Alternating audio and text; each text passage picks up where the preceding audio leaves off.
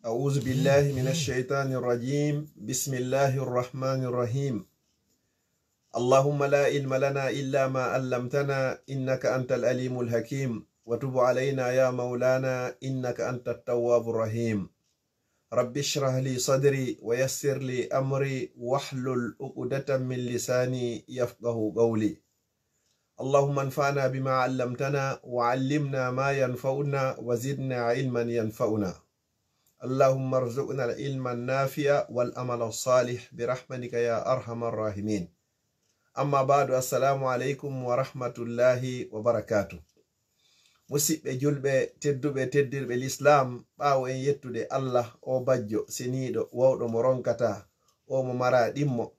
juula e ɓurnaɗo tage fongon sallallahu alayhi wa sallam, kanko e ɓeygure makko e sahabaɓe makko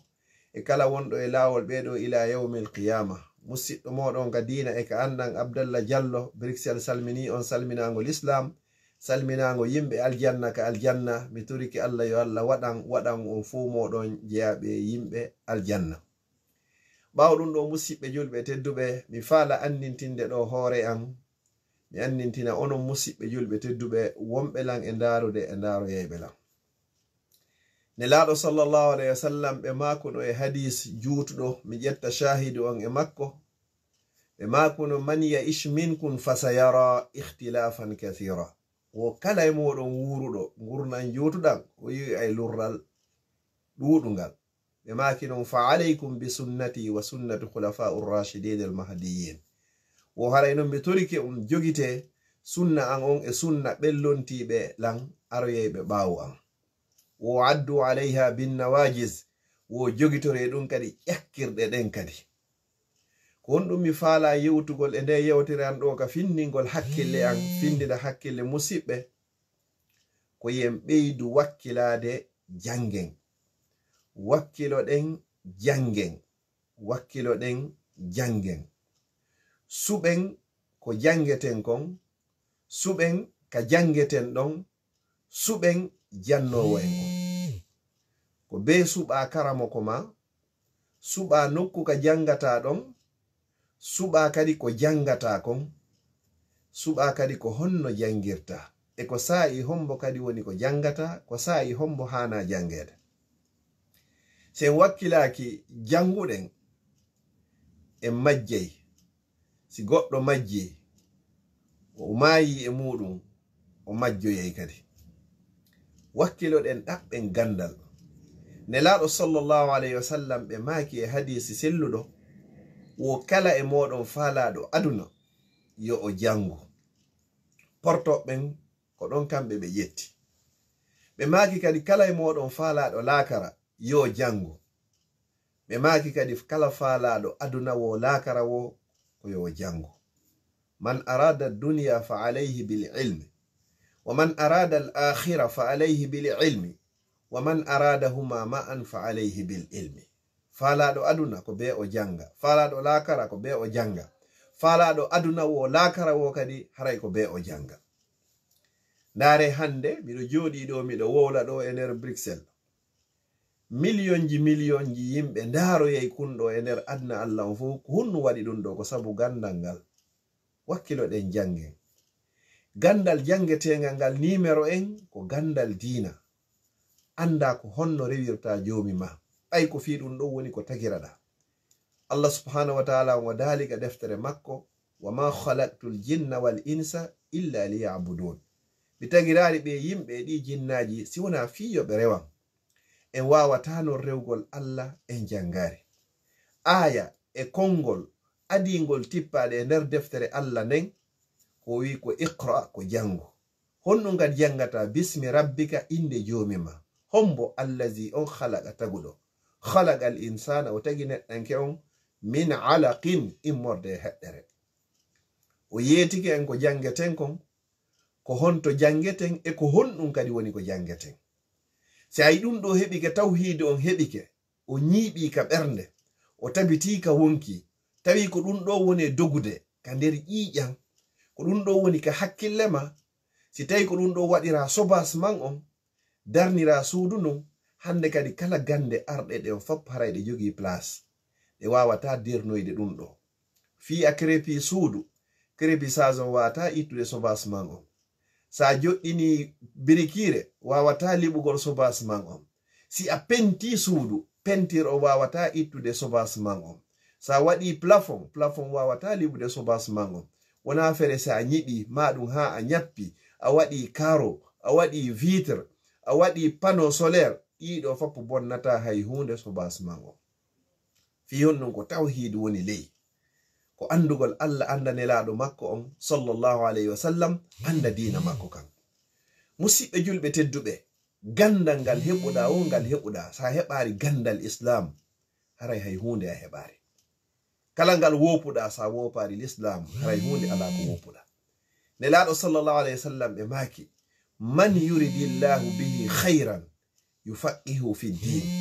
kala mo Allah muyani moƴƴere nden tigire nden luttayne nden nde lannata nden nde yadata e muɗum nden nde wuridata e mum mayida e muɗum nde landiteteɗa fi muɗum ka gabroma nde immintinoɗeɗaya nde yawmal qiyama wonayde sabu ko okkuma aljanna yufaqihu fi din o faminaymo ko wiyete dina l'islam yo Allah famin en dina l'islam okka en battane moƴƴo musidɓe julɓe tedduɓe en fop meɗen ko faalaɗen ko aljanna yo tori Allah yo Allah okku en aljanna nelaɗo sallallahu alayhi wa sallam ɓe maki e hadiseji ɗiɗi mi darnira ɗo yewtere anne hadis arano on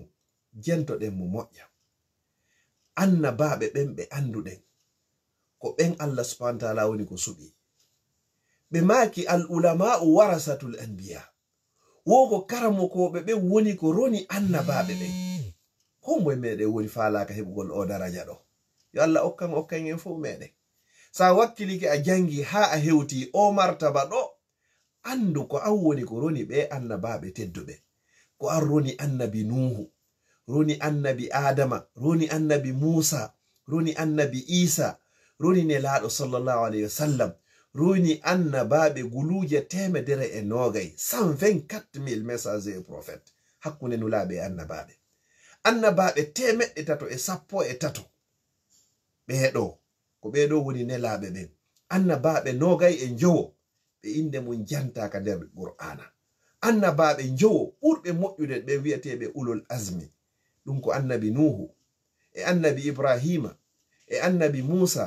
e annabi isa e muhammadu sallallahu alayhi wa sallam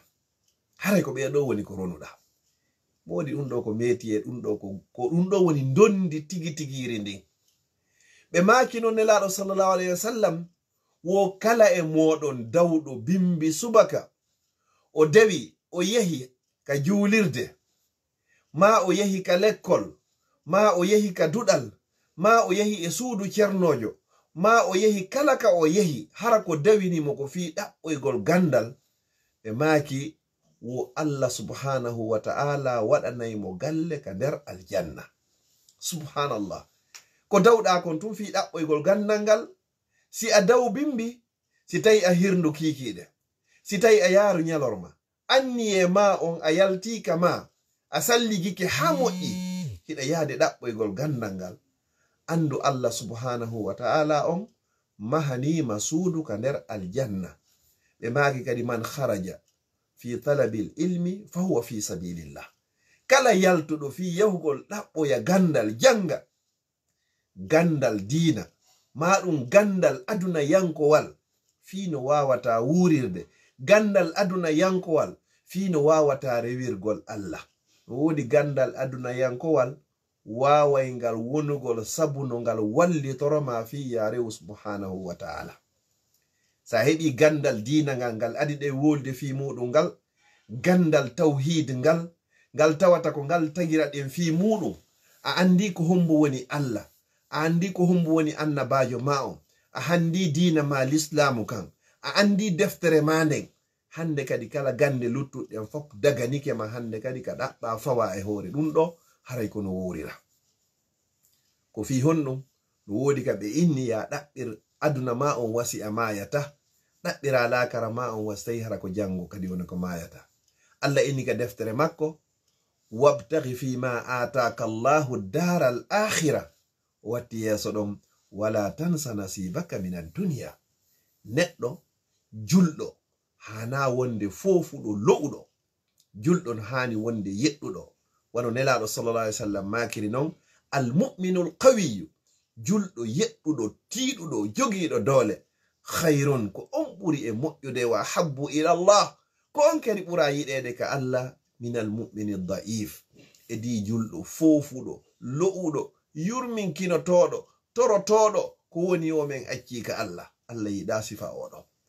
haysi tawi non ko o julɗo ko oɗa ɓuri e moƴƴude ko oɗa kadi ɓura yiɗede ka Allah joni noon siɗa faala galle ka nder aljanna wakkilo dawa bimbi subaka fi ɗaɓɓoygol gandal musidɓe julɓe tedduɓe sa landama ko hongol woni laawol yahugol ka meɗen sa yehi ka airport ɗo a yetti avion men no andi ko laawol hongol naɓay ma lagine sa landama laawol yahaygol ngol makka sa yehi ka airport destination ngon ko jidda ɓenɗon hiɓe andi yahaygol ton mais accemi lando on mo landike makko laawol hongol naɓata goɗɗo ka aljanna laawol hongol wawata jokkugol fiya yahu ka aljanna ɓay en fop meɗen ko faalaɗen ko o aljanna o wiyeteɗo jannatul firdausil ala ɓayneɗaɗo sallallahu alaihi wasallam maaki woson toroto Allah aljanna toremo aljanna ɓurɗo towude on ɗum ko jannatul firdausil ala yo Allah okkan on fop moɗon o aljanna makko ɓurɗo e towude jonnon ko laawol hongol naɓata goɗɗo ka aljanna wona laawi ɗiɗi wona laawi tati wona ka nano wona ka ñaamo wona yeeso wona ɓaawo wona dow wona ley kala faalaɗo laawol naɓaygol ngol ka aljanna nelaɗo sallallahu alayhi wa alihi wa sahbihi wa sallam ɓe yeetike en ngol ɓe maaki honɗum man salaka tariqan wo wonɗo jokkuɗo laawol man salaka tariqan wonɗo jokkuɗo laawol yabtaghi fihi ilman hara ngol laawol ngol o woni e muɗum ko gandal o woni e ɗaɓɓude e muɗum sahhalallahu lahu bihi tariqan ila aljanna subhanallah wo Allah newinante e ngol laawol ngol jokkuɗa ɗon laawol ngol naɓaygol ma ngol haaka aljanna e riwaya goɓe maaki man salaka tariqan yaltamisu fihi ilman sahhalallahu lahu bihi tariqan ila aljanna Allah newinante ngol laawol ɗon ha hewtoyaka aljanna ala lawaygol laawol naɓaygol goɗɗo e aljanna si wona laawol gandal kala faalaɗo yahugol ka aljanna yo jokku laawol gandal kala faalaɗo yahugol ka aljanna yo jokku laawol tawhid laawol wotinɗinal o anda Allah o anda annabijo Allah o anda diina makko diina l'islam musidɓe julɓe tedduɓe alhamdulillahi ala ni'matil islam wallahi summa wallahi e yetti Allah e dow ko neminiri en diina l'islam wa kafa biha min ni'ma l'islam kadi yoni nema kala ko heɓuɗa sa heɓari diina l'islam haray hay hunde a heɓari kala ko heɓuɗa sa heɓari l'islam haray hunde ala ko heɓuɗa kala ko faɗuɗa sa faɗari l'islam haray hay hunde ala ko faɗuɗa musidɓe julɓe tedduɓe yetten Allah toroɗen Allah ko wiyete kon athabat yo tabintin en e hoore ka diina o ƴettite en e hoore ka fi honɗum wata fellitu fi fewno ɗo hiɗa juulude ta fellitu fi fewno ɗo hiɗa horude hiɗa jakkude hiɗa nafude ɗa jangude hiɗa waajade hiɗa waajede hiɗa jannude hiɗa jangude ta fellitu te gasita o ko al umuru ko bil khawatim piiji ɗin fop ko timmode nde woni ko ɗaɓɓa pitoriki Allah yo Allah okka on fop moɗon timmode moƴƴere ittana on fop moɗon ko wiyete kon andeji wa akhiran musidɓe julɓe tedduɓe nelaɗo sallallahu alayhi wasallam e maaki e hadisi gokani hadisi fotuɗo tawata ko fillimo ko imamu Tabrani tawata si a jangimo immorde e Aba Hurayra wallahi ɓernde ma wakkil weltoto wewla ɓe maaki kala neɗɗo yaltuɗo ka suudu muɗum o yehi e juulirde ma o yehi e duɗal ma o yehi ka karamokojo ka butiki hun karamokojo on ma ka magasin hum o udditoy haramo yehi ɗon fi finagol deftere sengo woto ma aya goto ma hadis goto wo baraji makko haray hino bara wa fota wa baraji umra baraji makko haray hino fota wa baraji hajju timmuɗo tiskati subhanallah ɗon annon baraji umra ko honno fotata iɗon andi baraji hajju ko honno fotata ko andi ɗum woko subhanahu wa ta'ala ɓayne laɗo sallallahu alaihi wasallam ɓe maki alhajjul mabrur hajju jaɓaɗo on laysa lahu jazaa'un illa aljanna o mara joddi hay e hunde si wona aljanna. Jon non an o dawɗo ma hirde ma an o karamokojo dawɗo fi jannoygol ma yaruɗo kikiɗe fi jannoygol ma yaruɗo nyadorma fi jannoygol e an o talibajo dawɗo bimbi ma yari nyadoro ma yari kikiɗe hara fandunde ma nde anniye ma on hadafu ma on mission ma on ko fi jangoygol ma jannoygol hiɗa mari baraji hajju timmuɗo hiɗa mari baraji umura timmuɗo. Si tawi a heɓi ɗum ɗo nyande be nyande bimbi ma nyadoroma ma kikiɗe haray ko ɗum sikkuɗa wallahi haray mannake ma on heewi ko moƴƴereji tunno ɓay gogo kala ka yaltu ila ka yaltuɗa ka ma hiɗa yaade ɗaɓɓoygol gandal ma ka yaltuɗa ka ma hiɗa yahude juuloygol ka juulirde kala teppere nde ƴettuɗa a montanama bakkatu sa wallini ndeya a ɓantanama darja ɗum ko ha hewtoya sa hewti hiɗa jooɗi haray Allah subhanahu wa ta'ala on o tippinay malaika ɓen o tippina ɓe weƴƴita gabitanji maɓɓe ɗin o tippina ko wiyete kon sakina deƴere malaika ara hunditama o adda yurmede maɗon kadi o tippina e moɗon ko ɗum nelaɗo sallam maki wa majtama'a qaumun fi baytin min buyutillah yatluna kitab Allah haray ɓe jangede wata ya rasulahu fima baynahum illa nazalat alayhim rahma Allah tippina yurmede e moɗon o adda deƴere e moɗon malaika adda huntita on o wa zakarahumullahu fi man inda ko ɓuri fotugol fo e ɗum ɗon Allah moɓidira malaika on fappo o ewno kono yo wonɓe ga kaarijo e kaarijo hiɓe moɓodiri e suudu an e cuuɗi an ka nder juulirde hiɓe janginirde hakkuneji maɓɓe mi waɗi on seede wonde maɓɓe fop maɓɓe mi yaafikeɓe o sakkitanto wiyande ɓe umu maghfurin imme yahon on fop moɗon o yaafama. Hadis go kadi musidɓe julɓe tedduɓe nelaɗo sallallahu alaihi wasallam maki iza marartum bi riyadil janna farta'u so rewri e wenduji e beeli jeyaɗi e beeli aljanna wo yare ha ɗon diton sahabaɓe landi ko honɗi woni ɗin nelaɗo maki majalisu zikr ko jondeji fi ka inde Allah jantete ka jindeji ka Allah wowlete fi muɗum ko jondeji fi ka nelaɗo sallallahu alaihi wasallam yewtete fi muɗum ko jondeji fi ka diina kan jangete fi muɗum. Musidɓe julɓe tedduɓe ɗa faala aljanna jokku laawol gandal musidɗo julɗo tedduɗo hiɗa faala aljanna jokku laawol gandal hiɗa faala yo Allah mahane suudu ka aljanna jokku laawol kala ka jangete. Kono mijiti musidɗo an julɗo tedduɗo bandirawo an tedduɗo ninirawo an tedduɗo si tawi wonay nyallal a jangari wonay yontere a jangari wonay lewru a jangari woni hitande a jangari inna hiɗa faala aljanna taw si haray ko gonga ko honno heɓirta aljanna heɓotako si wona ɗiɗo laawol aljanna gongol ɗiɗaɓol ala sina laawol gandal wono nelaɗo sallallahu alaihi wasallam makirino e ɗi hadiseji ɗi jantiɗen ɗo. Musidɓe julɓe tedduɓe teddirɓe diina ɓeyden wakkiloɗen jangen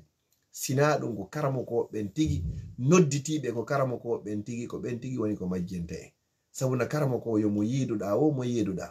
tawi a yiɗimo a hoolikemo a jokkaymo gisan hande kadi ɓay amara bindi eto heɓa bindol ko fanɗi o ko fanɗi sa heɓari bindol a jokki jogiɓe bindi ɓen tawi ɓen jokkaɓe jogiɓe bindi ɓen wona fewɓe wona tabituɓe musidɓe julɓe tedduɓe sa wattanari hakkil a majjay wata waɗu hoorema sifa ko ɓe wiyata kon huɗo laawol si ɓeeɗo ari walliniray ko fewtira ga ɓeeɗo kadi si artoyi kadi yahoɓe naɓoray artoɓe kadi haray naɓoray ko neɗɗo fo neɗɗo e wakkilo janga fa aleykum bi talabil ilmi wakkile ɗaɓɓon gandal wata goɗɗo woni neɗɗo majjuɗo ko fanɗi o ko fanɗi a innaka be gayna qur'ana on a innaka be hunjoɗa hadisaji fo mais ko tawata diina kan ma la budda min ma'rifati tawata feere o ala ko be anda ɗum wallahi wakkilo anda ɗum julɗo fo juɗɗo yo andu nyawoje laaɓan sabuna se a laaɓari dewal hay hunde ala ka maho neɗɗo fo neɗɗo yo andu nyawoje salligi neɗɗo fo neɗɗo yo andu nyawoje tamamuye neɗɗo fo neɗɗo yo andu nyawoje julde neɗɗo fo neɗɗo yo heɓu seeɗa ko hunji ko sellini e nder qur'an neɗɗo fuu neɗɗo yo heɓu seeɗa ko hunji o sellini o waawi firgol e deftere Allah nde. hara sino wowlede goɗɗo jangude fatiha hiɗa andi ko fatiha o wi'i, si goɗɗo jangude suratun nasi hiɗa andi ko honnungol wi'i. kono hiɗa wowlude tun a anda ko wonɗa e wowlude. si julde bonirima a wawata wattude, si salligi bonirima a wawata wattude, si a tuuni a anda ko honno laaɓirta, si ndiyan ala a anda ko honno tamorta. musidɗo julɗo tedduɗo landi hoorema haray ko honɗum woni ko anduɗa e nder diina. hiɗa andi lepiiji ɓoyi ko yowodiri e aduna, kono anda hayye hunde ko yowodiri fi diina.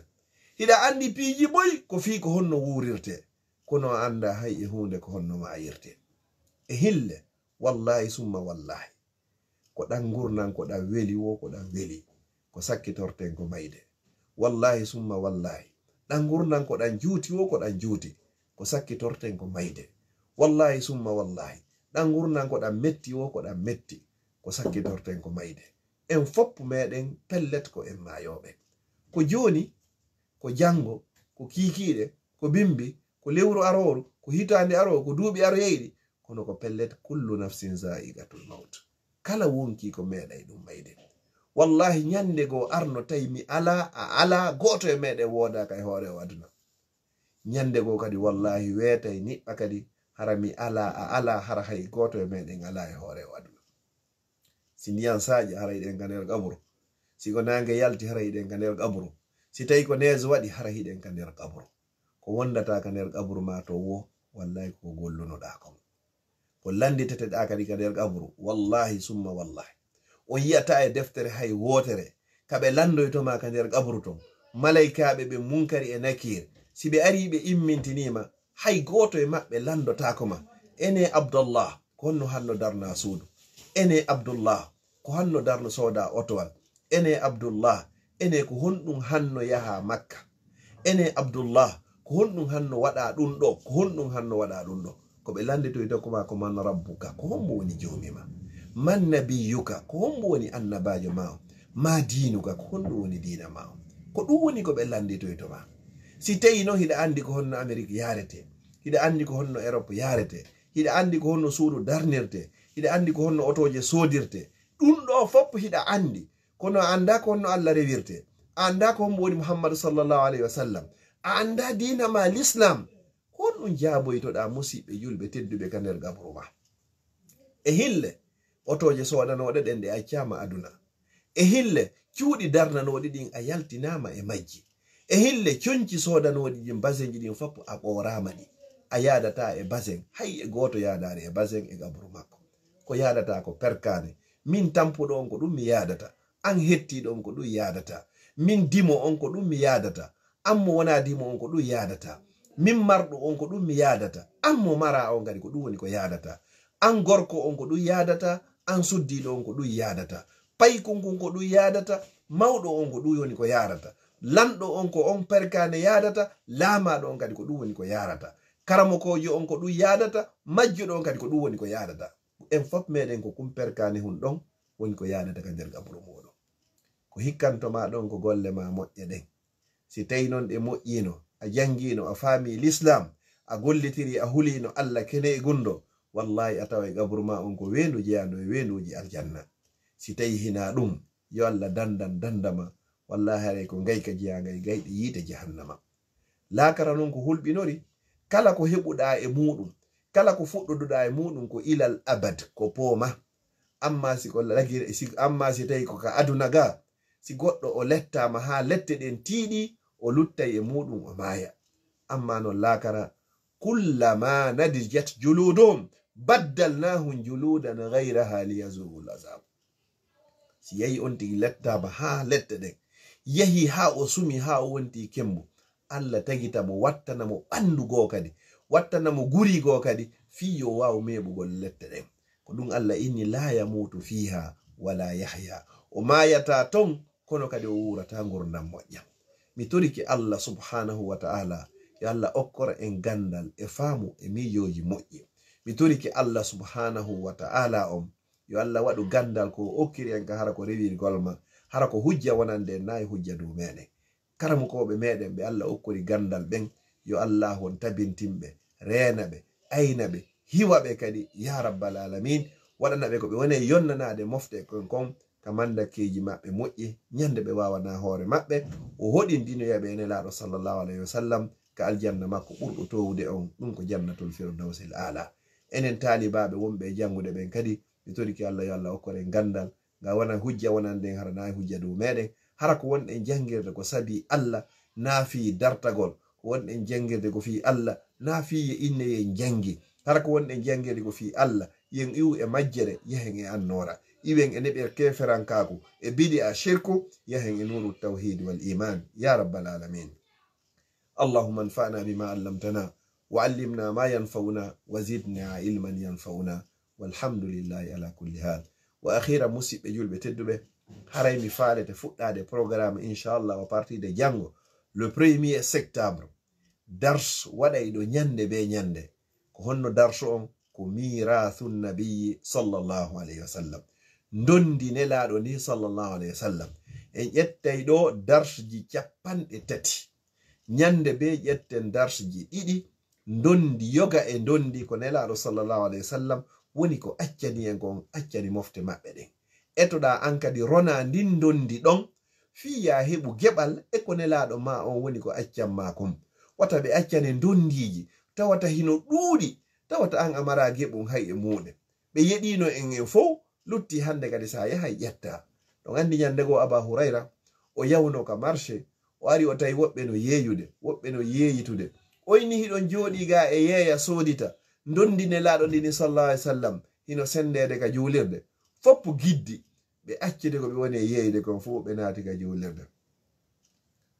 ɓe ndaari nano e ñaamo ɓe yaari hay hunde ɓeyni Aba Hurayra konto ko wiɗa kon ndondi ni oyni ɓeɗano jannude Qur'an ɓeɗano wadde tafsir ɓeɗano jande fiqu ɓeɗano jande sira mo beno jannirde nokku goo o ko ndin ndondi ɗo woni ko nelaɗo acci al ulama warasatul anbiya wal anbiya lam yuwarrisu dinaran wala dirhaman innama warrasu l ilm faman akhazahu akhaza bihazzin wafir ɓeɗo de ko ɓe acci karamo ko ɓe roni annabaɓen ande noon annabaɓen ɓe ronaka dinar e dirham ɓe ronaka euro ɓe ronaka dollar ɓe ronaka kadi faranguinéen ko ɓe rona ko gandal wonon kala ƴettuɗo ngal ɗon hare o ƴetti ko wiyete kon geɓal tinnugal yonaygal timmugal tis yonaygal maka gurnamma ngal yoɓama yonama kadi ka maydema haray ko fi yoga e ndin dondi ɗon seeɗa fuɗɗotoɗen jango andintingol miɗo andi ko yiɗi foppo hiɗen andidi inchallah kono fa zakkir fa inna zicra tanfa'ul mu'minun fama kana min tawfiqin fa min Allah wama kana min khata'in aw sahwin aw zalalin fa minni wa min ash-shaytan wallahu wa rasuluhu minhu bara wa a'udhu billahi an uzakkirakum wa ansa wa a'udhu billahi an akuna jisran ta'muruna bihi al-janna wa a'udhu fi nari jahannam. Mi turiki Allah subhanahu wa ta'ala e nde nyalande alkamisare ɗo o jemma juma wonɗo e natude ɗo e ndu lewru sabbordu paran ñande 15 kala marɗo ande e julɓe Allah ɓen fop e hoore leydi ndin Allah mi torike ma ittan mo ande makko nden Allah mi torike ma kala nawnuɗo e julɓe Allah ɓen fop e hoore leydi ndin Allah ko ammari cellal sillimmo Allah mi torike ma kala marɗo ande e ɓittede e sonja e sohola ka wonki wo ka ɓandu wo ka ɓeygure wo ka tolo dal wo ka musidal wo ka ɓeygure wo Allah mi torike ma ittanmo wattanamo welo welo wano ittirannoɗa annabi Yunusa ka nder reedu lingigi Allah mi torike ma ko woni renowo ayna hiwa danda torike ma ɓe sukaɓe meɗen wonɓe e hoore laawi renuɓe aynuɓe hiwuɓe danduɓe dandaɓe yolagol dandaɓe halkagol lumbinaɓe hoore jam moƴƴere wano lumbinirnoɗa noon dandirnoɗa noon hiwirnoɗa noon annabi Yusuf ka nder ko loyru wano hiwirnoɗa noon annabi Ibrahima ka nder yiite wano dandirnoɗa noon annabi Lutu annabi Nuhu ka batu ka laana makko ya rabbal alamin. Allah mi torike ma waɗan men leydi amen lagine ni e dendagal leyɗe julɓe ɓen fop hara ko leyɗe doganteɗe wona dogeteɗe yo Allah waɗan en leydi lagine e leyɗe julɓe ɓen fop hara ko leyɗe doganteɗe wona dogeteɗe yo Allah okkor en famɓe fewuɓe nunɗuɓe huloɓe Allah yiɗuɓe lagine yiɗi ɓiɓɓe lagine yo Allah waɗu en enen kay laamateɗi fewndi nunɗudi hulori Allah teddinayɓe lamɓe duwanayɓe lanɗe ya rabbal alamin. Yo Allah yafano en mawɓe meɗen fatiɓe fop e dendagal fatiɓe julɓe hanuɓe du'anede e sakkanede luttuɓe yo Allah ɓoynude en e maɓɓe en ari e ɗe leyɗe ɗaɓɓugol arsikeji meɗen yo Allah hokkeren ko laaɓi ko ɗuuɗi ko dagi ko waɗa barke yo Allah hewtintono en ka meɗen wondude kuntal haaju marɓe ɓen e meɗen yo Allahum ɓeydanɓe ɓe jogaki ɓe yo Allahum okkorɓe rabbana atina min ladunka rahma wa hayyi lana min amrina rashada ربنا هب لنا من أزواجنا وذرياتنا قرة أعين واجعلنا للمتقين إماما وصلى الله